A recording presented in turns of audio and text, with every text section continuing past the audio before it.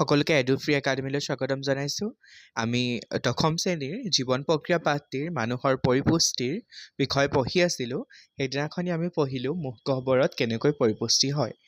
আজি আমাৰ আছে মুখগহ্বৰৰ পিছত অংশত, মানে মুখগহ্বৰত পৰিপুষ্টি হোৱা খাদ্য বা মুখগহ্বৰত বিভংগন হোৱা খাদ্য আমাৰ পাছৰ পৰ্যায়ত কেনেকৈ আমাৰ হজম হয় সেই বিষয়ে পঢ়িব লাগে। মুখগহ্বৰৰ পিছত আমাৰ খাদ্যবোৰ কি হৈছিলে, খাদ্যবোৰ সৰু সৰু হৈছিলে আৰু লালতী আমাইলেজে কি কৰিছিলে, আমাৰ লালতী আমাইলেজে চেতহাৰ অংশ ভাঙি সৰল শ্ৰেণীলৈ ৰূপান্তৰ কৰিছিলে। ইয়াৰ পিছত মুখগহ্বৰৰ পৰা খাদ্যখিনি আমাৰ খাদ্যনলীয়েদি আমাৰ পাকস্থলী পাবহি। খাদ্যনলীয়েদি পাকস্থলী পাইছেহি। এতিয়া পাকস্থলীত আমাৰ খাদ্য কেনেকৈ হজম হয় সেই বিষয়ে আমি পঢ়িব লাগে। পাকস্থলীত আমাৰ কি থাকে? হাইড্ৰক্লৰিক এচিড থাকে। হাইড্ৰক্লৰিক এচিড থাকে।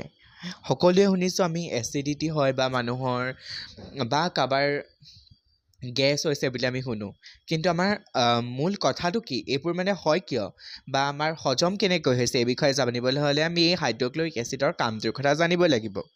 আমাৰ পাকস্থলীত থাকে হাইড্ৰক্লৰিক এচিড, সেইটো গম পালোঁ, আৰু এটা থাকে প্ৰটিন বিশ্লেষী উৎসেচক পেপচিন। পেপচিনটো কি হৈছে?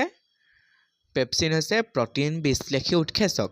আমাৰ এই পাকস্থলী বেৰবোৰে বা পাকস্থলীৰ লগত সংস্পৰ্শ থকা যিবোৰ আমাৰ কোষ আছে তেওঁলোকৰ সেইবোৰৰ সহায়ত পেপচিন নিৰ্গত হয়। ফলত কি হয়?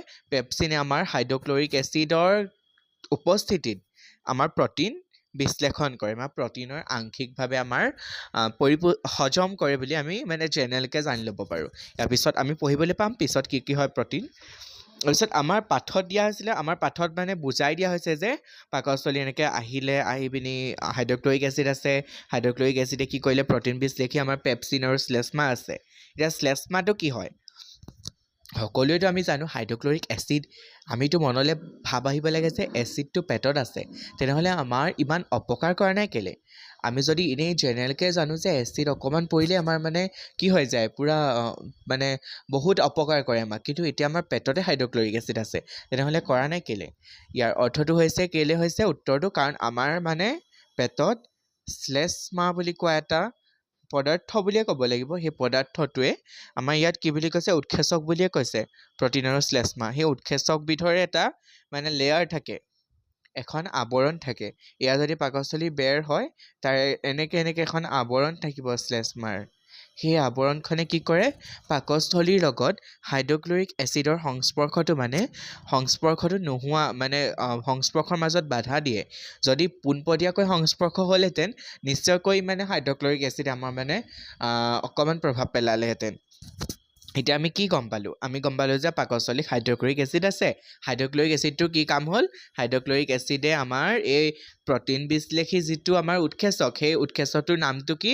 পেপচিন। সেই পেপচিনৰ কাৰ্য তীব্ৰ কৰি উঠে। আৰু হাইড্ৰক্লৰিক এচিডে আমাৰ পেটত কেলৈ অপকাৰ নকৰে? কাৰণ আমাৰ উৎসেচক বুলিয়ে কৈছে, কিন্তু এইটো পদাৰ্থ আৱৰণ এখন গঢ়ি আছে ই আমাৰ পাকস্থলীৰ চাৰিওপাশে। সেই আৱৰণখনৰ কাৰণে মানে হাইড্ৰক্লৰিক এচিডে পোনপটীয়াকৈ আমাৰ পাকস্থলীৰ বেৰৰ সংস্পৰ্শত আহিব নোৱাৰে, সেইকাৰণে ইমানে আমাৰ অপকাৰ কৰিব নোৱাৰে। হাইড্ৰক্লৰিক এচিডৰ কামৰ বিষয়ে এইখিনিয়ে দিছে। তোমালোকৰ MCQ হ'ব পাৰে যে আমাৰ পেটত কোনবিধ এচিড থাকে, সেইটো হৈছে হাইড্ৰক্লৰিক এচিড, বা আমাৰ প্ৰটিন বিশ্লেষী কোনবিধ পেপচিন আছে, সেইবিধ হৈছে প্ৰটিন বিশ্লেষী কোনবিধ আমাৰ এইটো কি উৎসেচক আছে, সেইটো হৈছে পেপচিন। আৰু আমাৰ হাইড্ৰক্লৰিক এচিডৰ মানে কেলৈ আমাক কৰিব নোৱাৰে, পাকস্থলীৰ বেৰখনক কেলৈ আমাৰ প্ৰভাৱ পেলাব নোৱাৰে, কেলৈ? কাৰণ শ্লেষ্মা এখন আৱৰণ গঢ়ি দিয়ে। সেই আৱৰণখনক অন্ত আৱৰণ বুলি ক'ব পাৰি। অন্ত মানে কি? ভিতৰত আছে যে, পাকস্থলীটোৰ চাৰিওফালে ভিতৰৰ ভাগত আছে যে, বাহিৰৰ ভাগত থকা নাই। বাহিৰৰ ভাগত থকা বহি বুলি হ'লেদিন, কিন্তু ভিতৰৰ ফালে আছে যে, ভিতৰৰ ফালে আঁকিছোঁ মই এয়া, সেইকাৰণে সেইটোক অন্ত আৱৰণ বুলি ক'ব পাৰি। সেইকাৰণে আমাৰ মানে কি হয়, আমাৰ কি পাকস্থলীত এচিডৰ কামো হৈ যায়, পেপচিনে প্ৰটিনো বিশ্লেষণ কৰি দিয়ে আৰু আমাৰ পাকস্থলীত অপকাৰো নকৰে। তোমালোকে এতিয়া মই কৈছিলোঁ এচিডিটি হোৱা বা গেছ হোৱা বুলি কোৱা শুনিছা যে কেলৈ হয়? আমাৰ যদি এচিডৰ পৰিমাণটো বাঢ়ি যায়, আমি যদি আম্লিক খাদ্য খাওঁ, তেনেহ'লে আমাৰ এচিডৰ পৰিমাণটো ইয়াত পাকস্থলীত এচিড আছেই, তেনেহ'লে যদি আমি আৰু বেছি আম্লিক খাদ্য খাওঁ, তেনেহ'লে আমাৰ তেনেধৰণৰ বিভিন্ন বেমাৰ হ'ব পাৰে। এতিয়া বুজিলা আজি আমি কি পঢ়িলো আজি আমি পঢ়িলো পাকস্থলীত কেনেকৈ আমাৰ হজম হয় পাকস্থলীত হজম হ'বলৈ আমাৰ প্ৰথমতে গম পালো যে পাকস্থলীত HCl আছে HCl ৰ কাম কি পাকস্থলীত থকা প্ৰটিন বিশ্লেষী হৰমনটো প্ৰটিন বিশ্লেষী উৎসেচকবিধৰ নাম কি আছিলে পেপচিন এই পেপচিনৰ কাৰ্যটো কি কৰে হাইড্ৰক্লৰিক এচিডে তীব্ৰ কৰি তোলে আৰু কিন্তু হাইড্ৰক্লৰিক এচিডে আমাৰ পেটত কেলে প্ৰভাৱ পেলাব নোৱাৰে আমাৰ পাকস্থলী কেলে প্ৰভাৱ পেলাব নোৱাৰে কাৰণ শ্লেষ্মাৰ এখন অন্ত আৱৰণ আমাৰ থাকে আজি এইখিনিয়ে বুজিলো আজি এইখিনি নোট ডাউন কৰি থৈ দিবা আমি নেক্সট কি হয় ক্ষুদ্ৰান্ত বৃহদান্ত যকৃত লিভাৰ বা যকৃত অগ্নাশয় এইবোৰে কেনেকৈ হজম কৰে সেই বিষয়ে পঢ়িম নেক্সট কাইলৈ লগ পাই আছোঁ